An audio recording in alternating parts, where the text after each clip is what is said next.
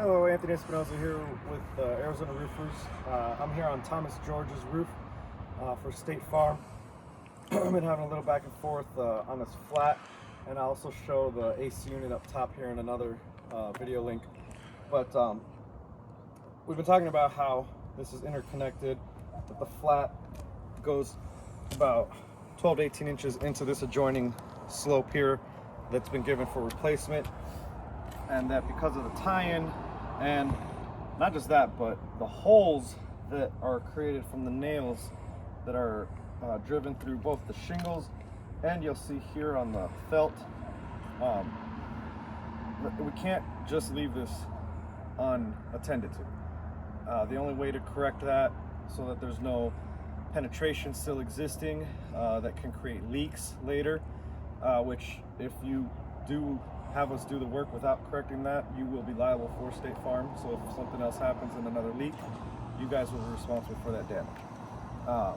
And so right here you can see, so there's nails on this one's a little loose.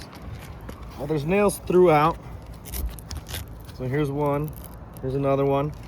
Also, something that we just discovered here is that this is 2 layers of felt. There's a piece that broke off. Here's the other layer, and I mean, this felt is just disintegrating.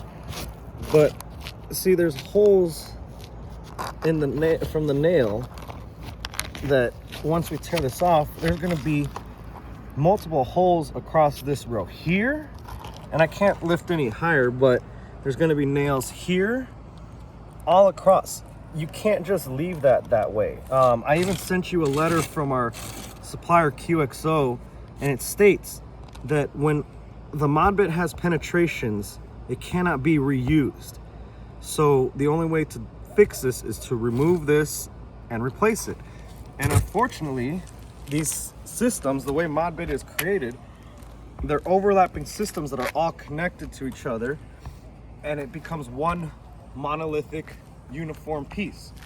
So all of this directly affects each other when we tear that off. Now this seal is broken. That's no longer watertight. Then this seal gets broken. It's no longer watertight, so on and so forth. The waterfall effect, cascade effect, whatever you want to call it. We cannot properly do the work that you have written for, removing the felt and the shingles on this slope, without it directly affecting the tie-in and the watertight seal of this mod bit. So I beg you, I implore you to please include it. It needs to be done.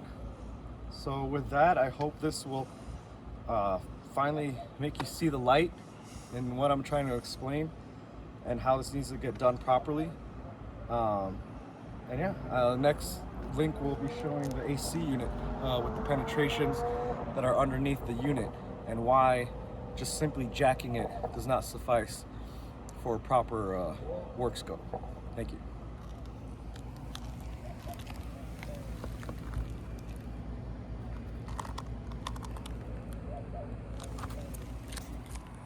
Hey there, Anthony Espinosa here again for Thomas George's roof claim with State Farm, representing Arizona Roofers as contractor.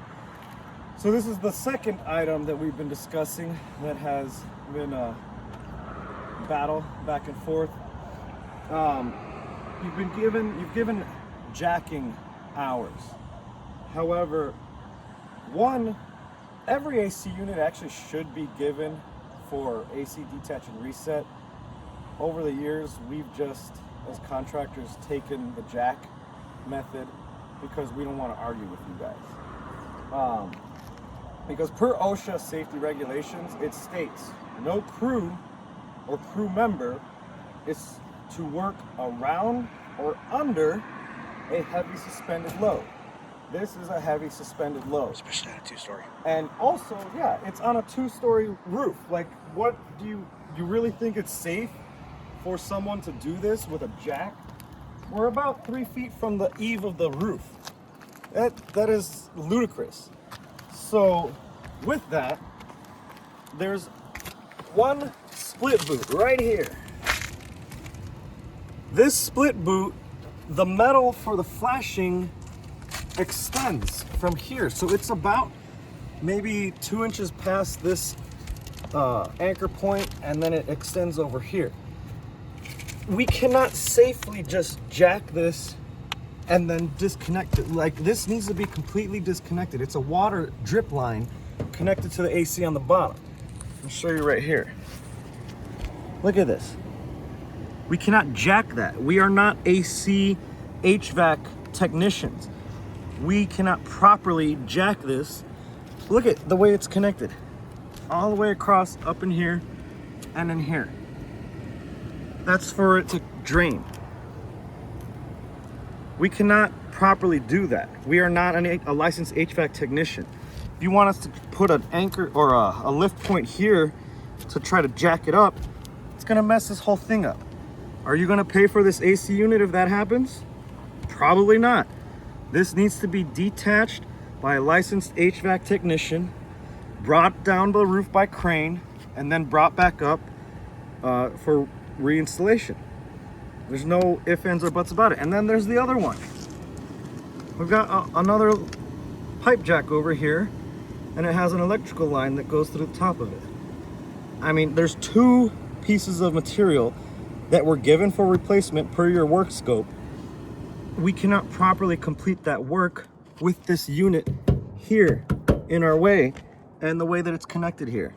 So please, again, I hope this video helps you see the light and understand why this is needed. Yeah, I mean, just to help even further the point, the way that this is connected, the mastic, the line, this is the electrical, like, these are things that we cannot touch because we are not a licensed HVAC technician. This needs to be detached and reset by a licensed HVAC technician and taken off the roof, and then brought back once everything's completed. Same thing with this. This requires a licensed plumber. But again, we already talked about this. Once I get my bid from the company that's going to do this for us, we'll send that over to you. Thank you.